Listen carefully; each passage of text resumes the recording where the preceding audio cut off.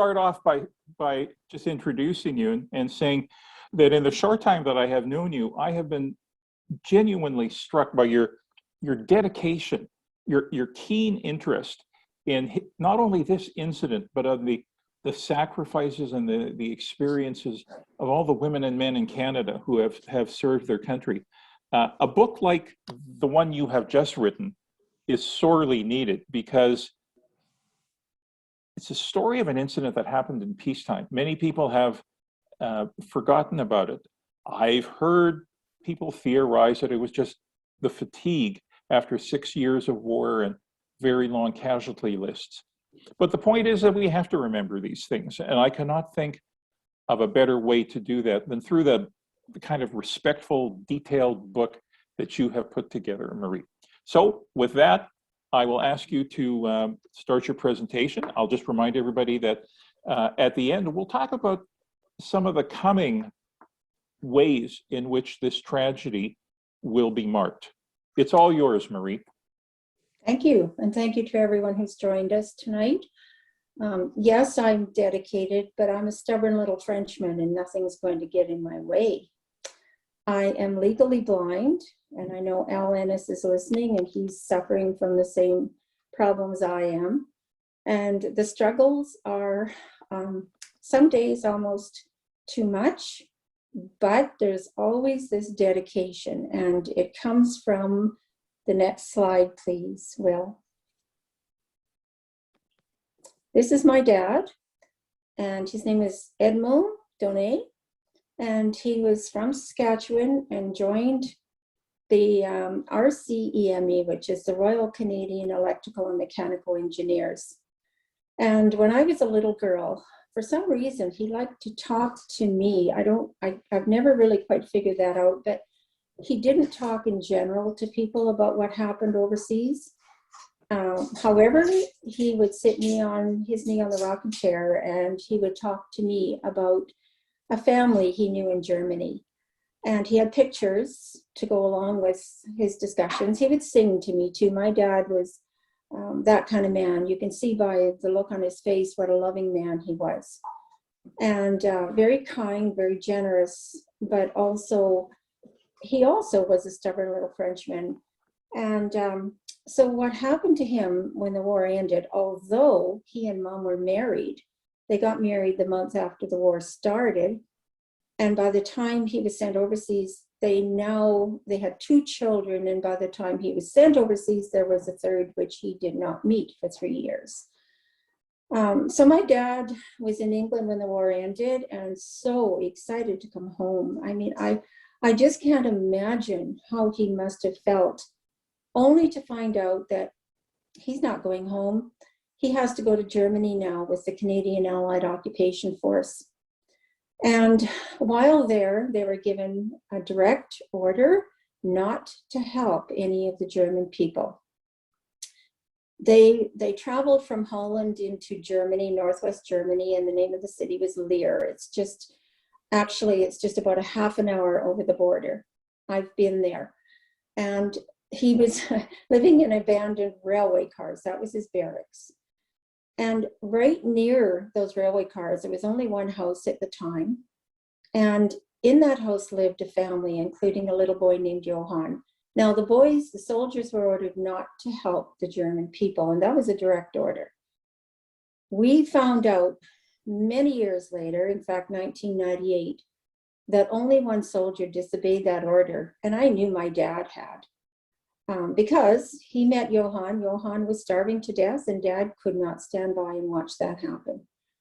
So Dad, he told me a lot of stories, but he always presented them very gently. And he showed me pictures of Johann and his brother Arthur, who at the age of 15 had to join the Nazis, even though the family was dead set against Hitler. It didn't matter. And like I said, he told me all about this for some reason. I have 3 older brothers, but he never talked to them about it. He did tell Mom, he talked to Mom. And in later years, I could find no one else he talked to about this. So I think I was a bit of an author in training right from the time I was knee-high to a grasshopper.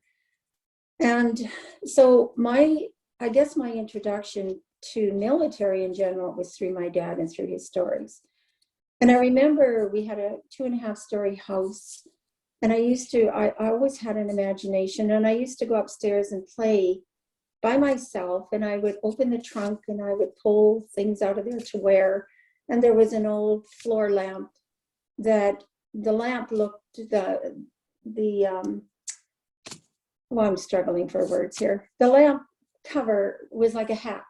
To me, it was like a hat. And I would dance around up there with my little dust friends. But I never, ever touched my dad's uniform. No one ever said you can't. It was just that I had learned the respect right from a tiny little girl. Now, fast forward, when I was 11 years of age, my dad was killed in a car accident. So I had to hold those memories very, very close to my heart, and they stayed there. I was already interested in writing as a child. I was fanatical about writing. But then when Dad died, everything went gray. There was no color in my life for a long time. Eventually, though, I met Darcy, and that changed my world. And we did get married. Then after that, I went to university, and I had a teaching career. And until 2001, so for 30 years, I was a teacher. But in 2001, I just couldn't see the children across the room anymore. And it was getting to the point where I knew I had to throw in the towel. I never got to retire, I threw in the towel. So my friend, of course, I was sad. I could hear the school bell ring from my home. And I was just lost, because for 30 years, that was my world. And now what? And a friend of mine kind of gave me a kick in the backside and said, look, Marie, Estevan now has a writer in residence for a few months, and you need to get over there and talk to this person. And I took a lot of the work. I had been writing a lot of things, but I hadn't written any novels. And I took all that along with me, and he read, skimmed through everything. And he said to me, and what do you really want to write about? And I couldn't believe the words that popped out of my mouth. I said, my dad. He said, okay, good. I want 5,000 words next week, 5,000 words 1 week from now. And I looked at him, because I'm thinking, my children's picture books have how many words?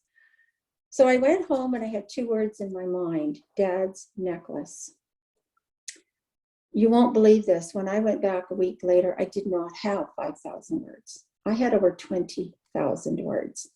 It was just like all these stories and memories and all the research I didn't realize I was conducting. I didn't know I was researching, but I was. Every time I met someone who was either in the military or the child of someone or the wife or the brother, whatever, I always had questions, and I did not know I was researching. So next slide, please. So begins what I thought was going to be a book, The Other Side of War. And on that picture, you see the railway cars in the background. Of course, this is in Germany. My dad's in the middle of, whoops, we went to the next one. There we go. My dad's in the middle, and there are 4 family members. Johann is on his immediate left. And Johann's little boy Dad met and just couldn't watch him die. He couldn't do it. And so I started writing that, and I wrote and wrote and wrote. And I took it back to the writer in residence about 3 weeks later. And by now I've got about 100,000 words. And so he read through it, and he sent it off to a friend of his who was an editor. And the word came back that I didn't have 1 book, but I had 2. So next slide, please. So here comes the second book, The Other Side of Fear. And by now I'm on a roll, and I can't stop writing. And before I know it, we have another slide coming up, which is The Other Side of Pain. And each of the books has its own story, but yet the thread, there's certain threads that run throughout the entire series. And in this instance, we have 3 German people. There's a man and a woman who, that's their wedding picture. And we believe Dad actually snapped that photo for them. And then the girl in the yellow dress, which by the way, isn't really yellow, but a drab brown. And I asked my cover designer to please change it to a nice color. And so she was being confirmed, we believe, in the Catholic Church. And Dad became like a member of this family, which was a good thing because he was a people person. He loved children. And I don't know how he would have ever survived another year after the war without this family. Next slide, please. In the fourth book, we're talking The Other Side of Trauma, and we are now talking about PTSD. And my dad is there. He's in the blue shirt. And his brother came back from the war as a very young man in his 20s and never, ever was the same again. He lived his life pretty much as a hermit. He was terrified of children. I found out later why, and I did write about it in this book. And so as you can see, we've got a series going here. Next slide, please. In The Other Side of Torn, you'll see my three brothers together, my older brothers, and the baby my dad has not yet met. These little boys keep growing even though Dad isn't there. And then Dad and Johan are together. Now, the reason I'm writing about The Other Side of Torn is that Dad was offered a promotion, and if he would have accepted that promotion, he would have had to leave this family. The family back here in Saskatchewan would have benefited had he accepted that promotion, because obviously the monies coming into my mom would have increased rather dramatically.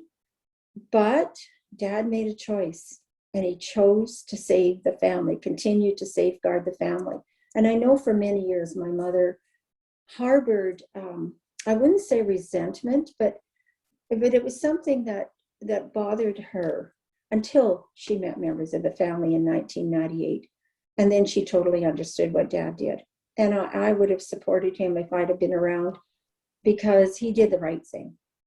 And Mother could survive. She was back here in Saskatchewan with his family all around, and he knew she would be fine. But this family in Germany may never have survived.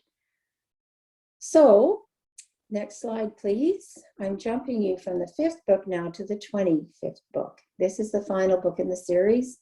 The little girl is me with my mom and dad. Obviously, my dad's back in Canada. And the time frame worked out quite nicely so that my dad could be part of the funeral procession here in Estevan. The accident we haven't even talked about yet was September 15th, 1946. And by this time, of course, I am researching about that whole story now. We have already done a lot of work here in Estevan, a couple of us, and my friend and I had been talking about this accident, and I said to myself, well, you know what? They need to be commemorated. Their names need to be in print. This story needs to be told. So it became part of the overall story. Next slide, please. Okay, so as I said, we had other projects on the go. This is what we call the Estevan Soldiers Tree. It now sits at the courthouse in Estevan. I had no idea that we were going to have such a project, but a fellow I didn't know who came to our writers group only a couple of times and saw the dedication I had to honoring those who serve through my writing. He came to me at a market. I go to markets with my books. I need to meet people. I'm still researching, and I think I always will. And I do that often at my markets by meeting people. Anyway, he came to me at a market and he started telling me about this old tree, 101-year-old tree he drove by it every day on his way home. And he said, I know a sculptor and I want to get 2 soldiers carved into this tree. And then he had to step back because somebody wanted to talk to me, and then they left and he came back in, and piecemeal, he gave me a little bit of information. And when he left, he was walking away from me, I'll never forget it. And he turned around and he said, I'm going to do this and you're going to be part of it. And I'm thinking, I don't even know you. His name is Lester Heinzman. So he called me, that was a Saturday. He called me, I think it was Wednesday. So we're talking 4 or 5 days later. And he said, okay, Marie, now, where do we start? How do we get this thing rolling? So I suggested that we had to meet and that we needed to bring on someone with a military historical background. And I happen to know someone in Estevan. And this is what happened. We started talking, and the 2 soldiers soon morphed into 7 soldiers. And while the sculptor was working on this tree, and it was completed in 2016, while this was happening, Lester and I were talking about the 21 airmen who died just outside of Estevan. And we were both realizing that people didn't know about it. People that lived right here, even people who grew up here, did not even know about this accident. And that wasn't right. This is why I wrote about it in the 25th book. And I thought I had done my due diligence. However, we were determined to do something. We've already built one monument. Well, why not? Let's go for another one. Next slide, please. So we asked our sculptor, would he be interested? Now, we're into it was mentioned to him in 2016, but his wife died in September of 2016 from cancer. And Darren was in no space, emotional space, to consider doing anything else at this time. So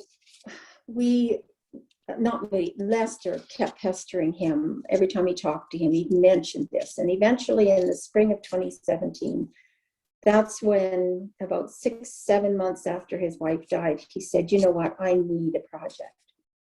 And so we went to 15 Wing Moose Jaw. Dennis O'Reilly was the commander at the time, the wing commander.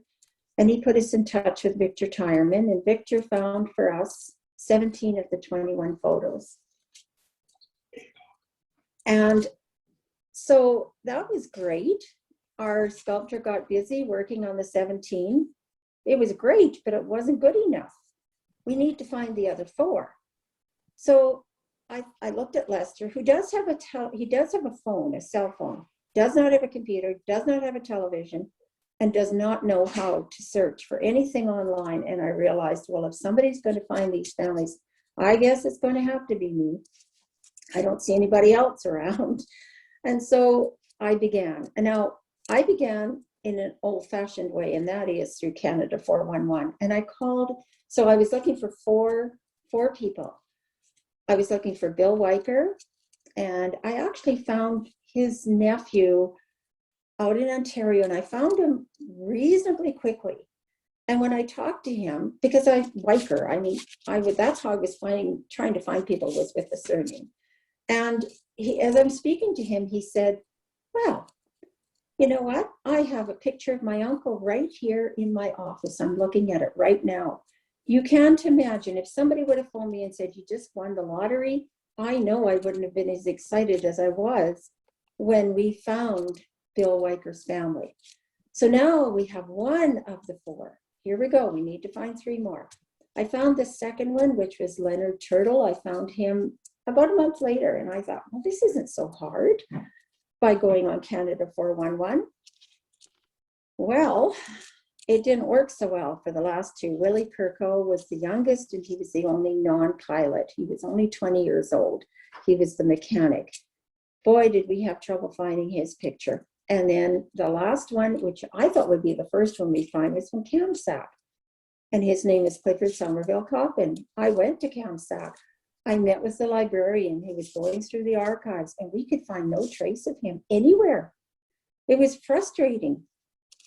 But eventually, we found them all.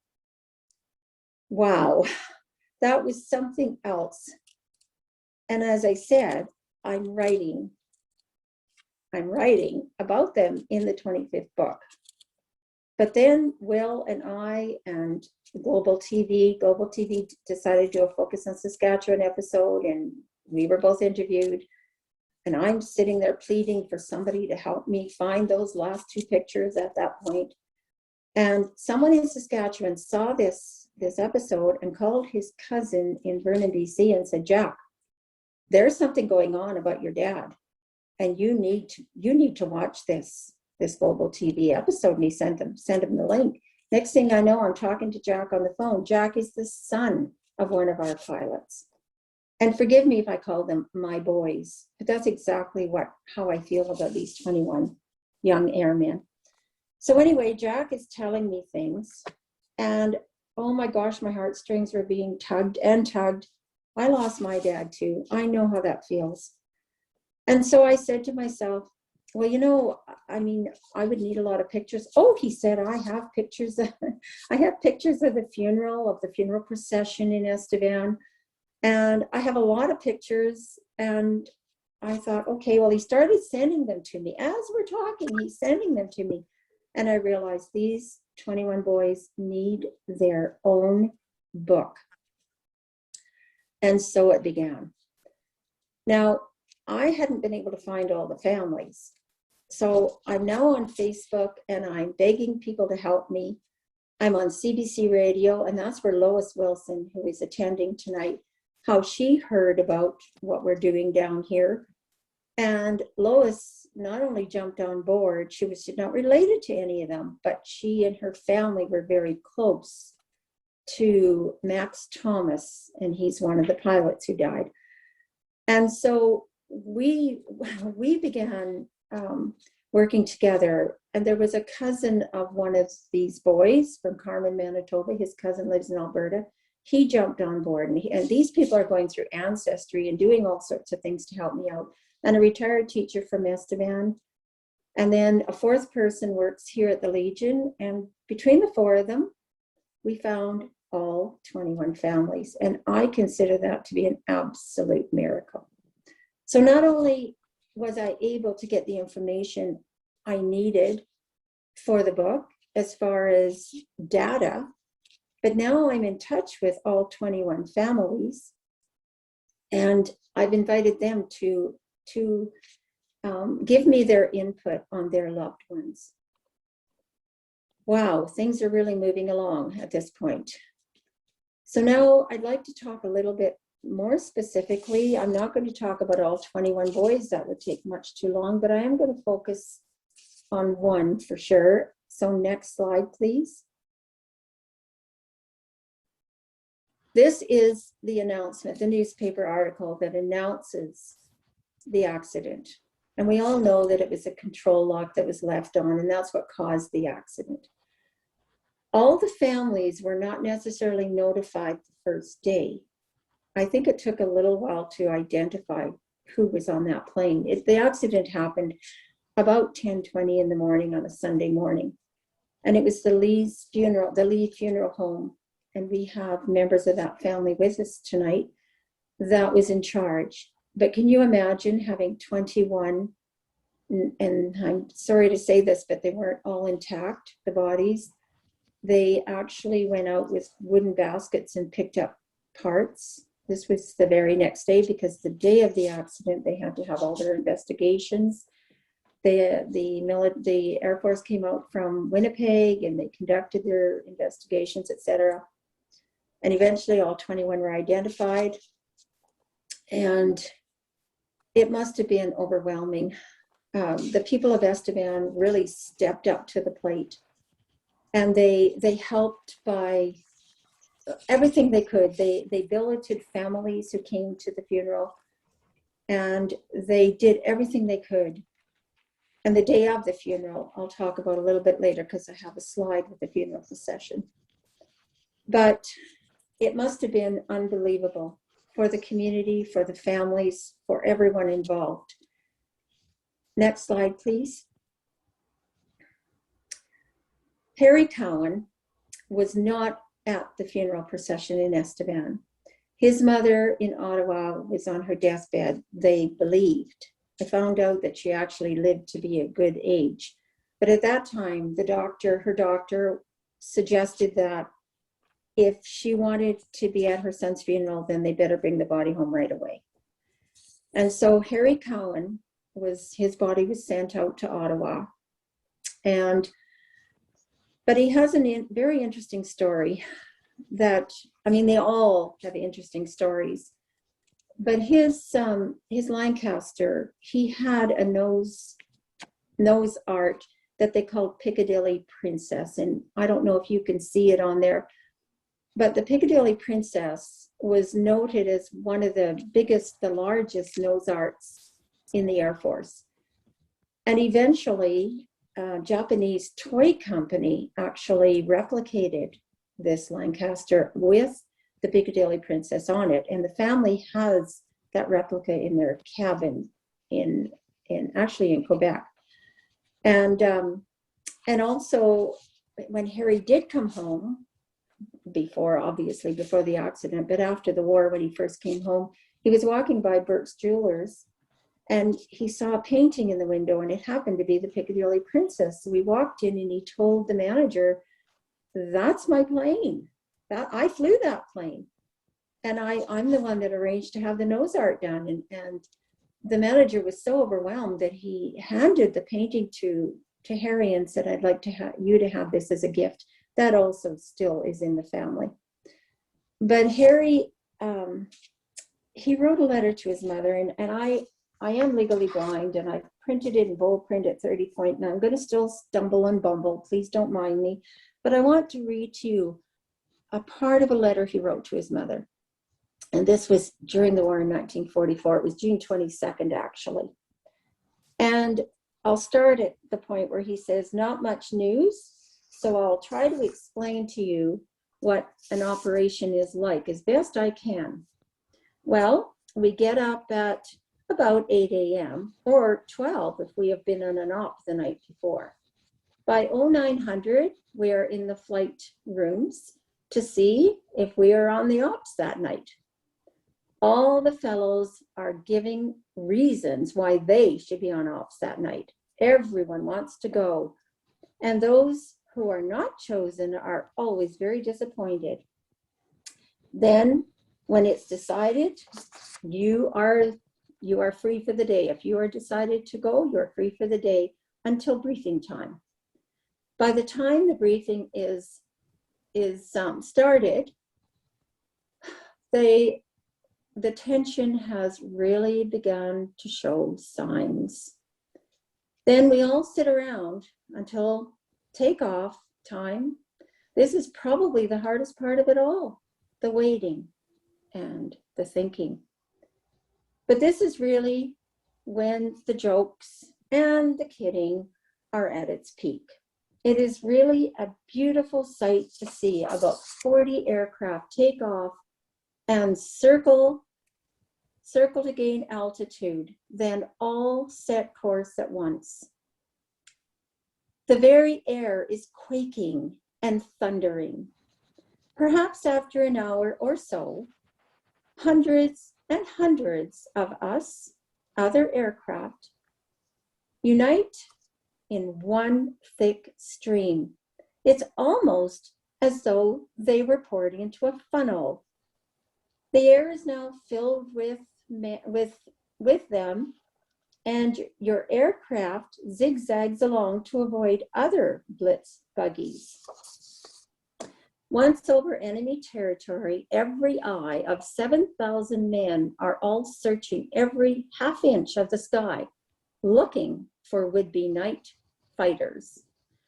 It is a strange sensation, looking out into the darkness, trying to see anything at all. By the time you do see it, you could almost reach out and touch it. Heavy flak bursts around you. It's so very bright that you can hardly tell where it's breaking. It just about blinds you. Light flak is coming up like water out of a garden hose. It's sort of an orange color and it arcs all over the sky. Searchlights search crazily for you, but always seems to be panicky. Then, as you run over the target, you get the strangest feeling. It's something new to all of us, and it's hard to explain. almost like a split second, and sympathy for the people who are about to be obliterated. That's gone in a second though, and it's when you start streaking for home that you realize how really scared you are. Don't let anybody ever kid you. There isn't a man over here who is not scared stiff. With no shame, I can say that I now know what real fear is. The sky is bright as always now, and you frantically dodge your own aircraft, which have filled the sky.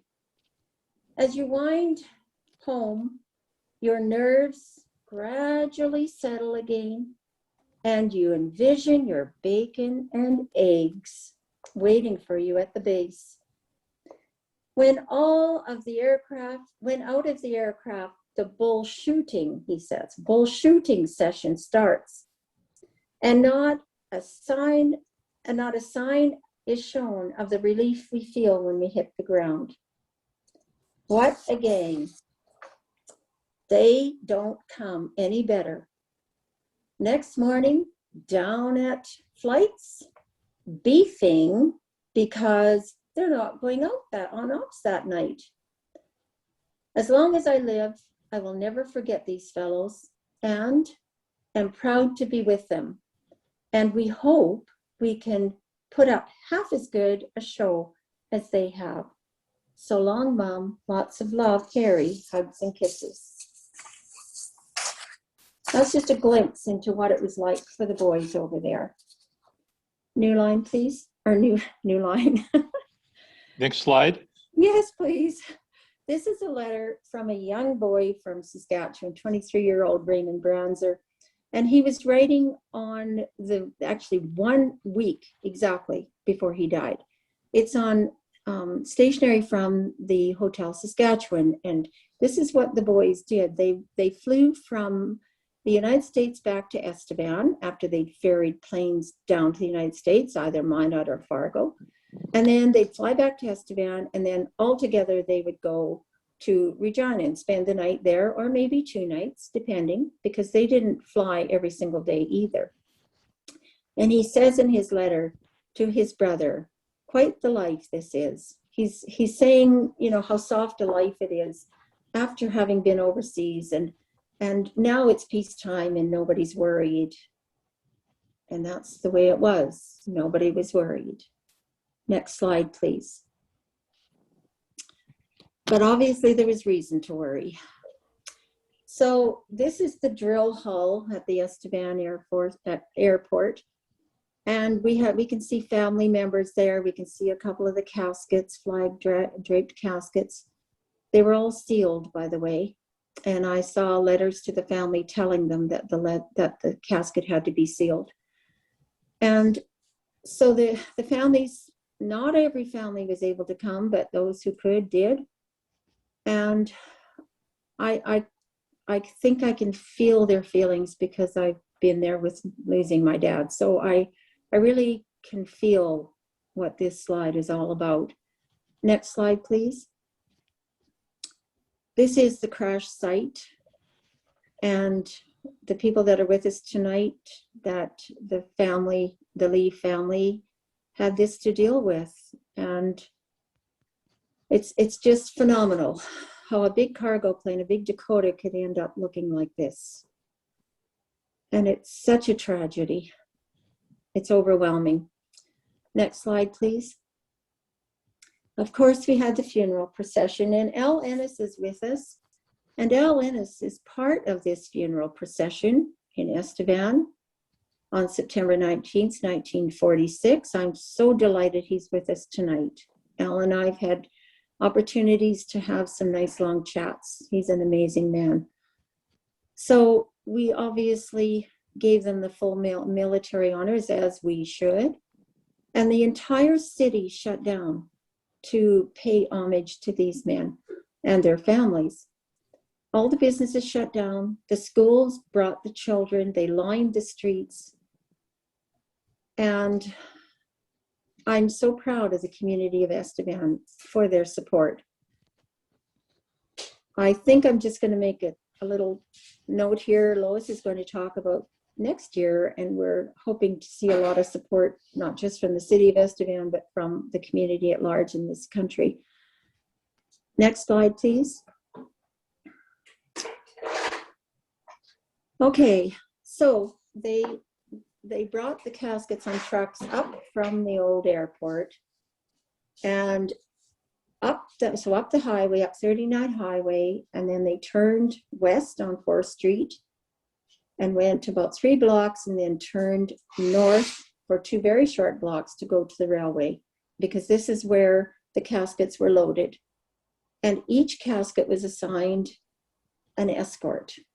And I've been in touch with Chris Snellgrove, whose father was one of those escorts. And unfortunately, Chris, like so many of us, didn't ask the questions he now has for his dad, because he doesn't know who his dad was escorting. 2 of the boys were laid to rest in BC, and his dad did tell him he was escorting one of the bodies to BC, but we're not sure which one. And this is, they actually left Estevan, went to Moose Jaw, and from Moose Jaw, then they went their various ways. And one of the boys, Ray Brands, the boy that wrote the letter from the Hotel Saskatchewan to his brother, is buried in Minnesota. He's Canadian, but buried where his father was from. And an American from Virginia married a girl from Saskatoon originally, but she was from Vancouver at the time. And he's buried out there in Burnaby. Next slide, please. Here is the cover of my book. This represents approximately 5 years for me. Research and writing, and Lois and Lynn and Jack and Angela, everybody helping me out. It's not my book, it's our book. And each of these families are part of the book. They've all had an opportunity to give me some insight, because I didn't want to write about military service only. I wanted to write about the men. I wanted, and I think the cover, they all look like they're alive, and they look like they were all called for a photo shoot and just come as you are, because you can see they're all dressed in various attire. And so I'm just so excited. The book is going to be shipped to me, my publisher said, on after the 1st of July. So I'm hoping by the 3rd week of July, I will have this book in my hot little hands. I just can't tell you how excited I am. Next slide, please. So what is next? And this is where we're going to ask Lois now to join. And I'm going to ask her to kind of end my presentation on my behalf. Lois has been my right-hand girl. Hello, everyone. Thanks, Marie, for everything you've done to make this possible. I guess I should tell you how I met Marie, first of all. When she was interviewed by CBC, I was wintering in Tucson, Arizona, and reading my CBC news. And for a number of years, since my mom died in 2012, I had been going through her photographs and her documents, of which there are thousands, and I would have another 10 years or so to go. But in that article, there was the name Max Thomas. And I had been searching because I had Max's picture, and all I knew was that his first name was Max. And I couldn't remember what my mom had told me when I was a teenager about this picture. All I knew was that he had died in a plane crash, ferrying planes back to the States. I thought it was a single death. I had no idea there were 21 men died that night, or that morning, I mean. And when I came home from Arizona, I contacted Marie, and she told me about the sculpture. She told me about Lester. She told me about searching for the families. And that's when I got on board, because it was just fascinating, absolutely fascinating. And I really wanted to find Max's family. And it took us a long time, but we finally did do that.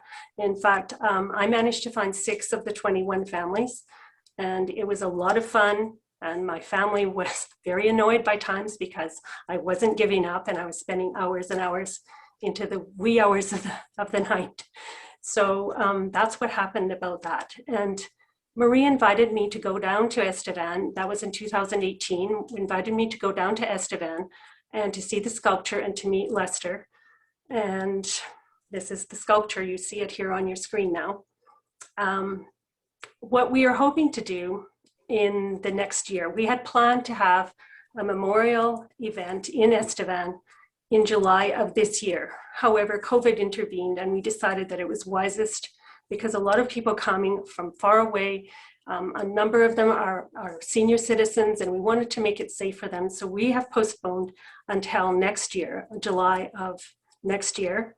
Anyone who is interested is invited to join our private Facebook group for friends and family. You can search for it. It's called Forever in the Clouds 75th Memorial. So if you want to take note of that, we'd be happy to have you join our group. What we're hoping to do first, because our plans have changed, is to install a cairn at the crash site. And that has taken us a lot longer and is a lot more complicated than we realized. But we're very grateful to have on board SaskPower, who owns the land right at the moment, the rural municipality of Estevan and the city of Estevan. And they're all very enthusiastic about helping us to have that cairn installed right there, right at the edge of what was the airfield in 1946. Of course, the airfield is no longer there because that whole area has been mined by SaskPower's agents, and it's just been returned to a natural state now. You can't see anything of the airport. Then in 2022, in July of 2022, we're hoping that as many family members and friends and people who are interested in remembering these 21 airmen, that they will come to Estevan. I think it's July 8th and 9th, if I'm not mistaken, and to join us in the dedication of the cairn, to meet together, to share stories, and there'll be a dinner for the families, and there will be a community event when they can all gather at the airport. The BCATP Museum in Brandon has agreed to bring a Cornell, and if there's enough interest, to bring a Harvard and a Tiger Moth as well, and to give rides. The Aviation Museum in Saskatoon is on board to help us as well, and at this point, there are some plans in the works that we don't have any details at the moment, but we're hoping to have some more interesting things going on. And if it should be that the air show in Moose Jaw takes place that same weekend, we're going to have our event on Friday and Saturday, and that would allow anyone who comes to then move on to Moose Jaw for the air show on the Sunday. Marie, what have I missed? I think you've covered it all. Can you hear me? Mm-hmm. Okay, I think you've covered it all. I mean, this is a project that started out with a monument, and look where it's going. Oh, what about Mason? I was going to say, I think, is Mason Right. still here? Is Mason with us now? He'll be muted. He was here earlier, but I don't know if he's still here. I can't see everyone's faces or pictures. If Mason's here, could he tell us about the video that he is planning to have this summer? Yes, I'm here. So this summer I have in the works here a special episode on my YouTube channel about the crash that happened in 1946. And I've actually been taking notes as Marie's been speaking here to edit my script I've been working on. But that's we're hoping to have that in production by the end of next month, me and my assistant there. So yeah, not much details right now because we're still ironing it out, but I'll have more information on that within the end of the month. But that's great. Thanks so much, Mason. We really appreciate the fact that you'll be doing that, because it definitely adds. It's another dimension to our whole project.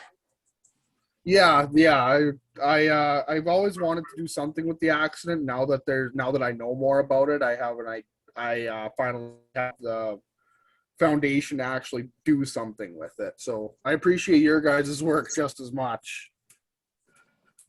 And Mason, you know I'm here. If you need me, I'll be very happy to do anything I can to help you. Yep, I still got your number. Okay, that's good. So Robert Kitchen is the MP for this area. And I texted him this week. I sent him a picture of the cover of the book. And he said, FYI, I'd like you to know that I'm trying to get some formal recognition for this tragedy at the federal level. So we don't know where that's going to go, but I think if all of us kind of join together and see who do we know and what can we do and I mean, to me, this is an accident. It's only one of so many. But my whole point, what drives me and has driven me all my life, I guess, is honoring. And I want to show those who continue to serve us right now, who served us in the past, such as Al Annis, who is with us tonight. I want them to know that they will not be forgotten. So if we can all band together, we will find ways to remember. And my motto is, lest we forget, not on our watch.